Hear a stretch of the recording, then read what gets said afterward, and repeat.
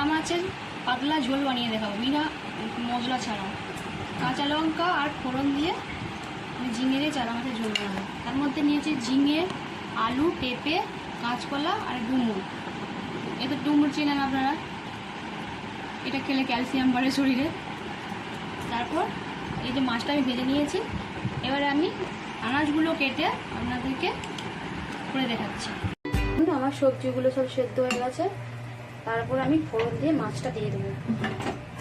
এই গরমকালে পাতলা ঝোল খেলে পারে আদা রসুন ছাড়া, শরীরের পক্ষে খুবই উপকার। একটু ভাতের মধ্যে পাতিলেবুর রস দেখতেই নেই। আমি কিছুটা অল্প পরিমাণ তেল দিলাম, তারপরও আমি ওর মধ্যে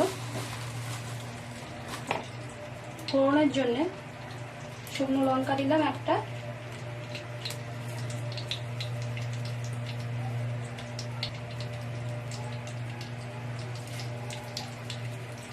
ফোড়নের জন্য আমি 5 ফোড়ন দিলাম,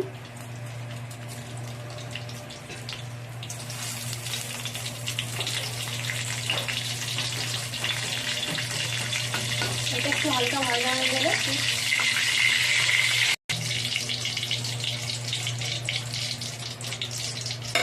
একটু ভাজা হয়ে এসছে, এবার পেঁয়াজ দিয়ে দিলাম আমি।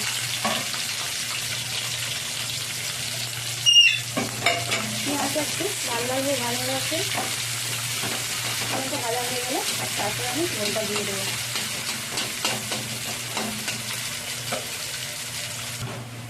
দেখুন পেঁয়াজটা ভাজা হয়ে গেছে, ব্রাউন কালার হয়ে গেছে। এর মধ্যে আমি ঝোলটা দিয়ে দেবো।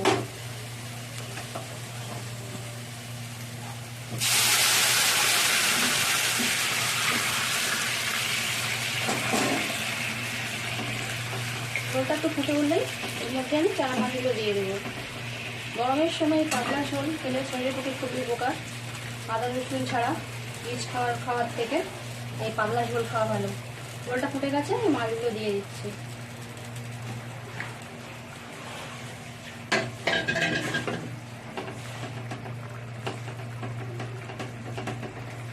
বন্ধুরা, আপনারাও বাড়িতে এরকমভাবে বানিয়ে খাবেন, খেয়ে দেখে কেমন লাগছে আপনারা আমাকে বলবেন। আর আমার চ্যানেল লাইক সাবস্ক্রাইব করবেন। যদি আপনাদের আমার এই রান্নাটা ভালো লাগে তাহলে প্লিজ লাইক, কমেন্ট ও শেয়ার করবেন।